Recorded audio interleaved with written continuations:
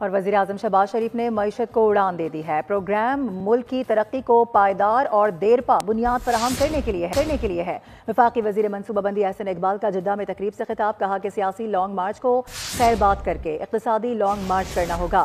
पाक सऊदी तिजारती रवाबित बढ़ाने में मकामी कम्युनिटी किरदार अदा करे।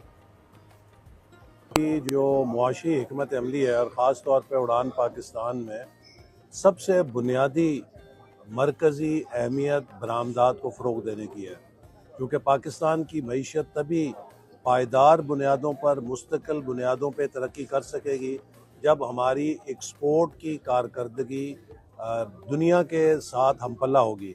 इस मकसद के लिए एक तरफ जहाँ हुकूमत एक्सपोर्टर्स के लिए सहूलतें फराहम कर रही है, वहीं वो इस बात के लिए भी कोशां है कि हम इस बात सब्सक्राइब करें और बेल दबाएं ताकि कोई खबर रह न जाए।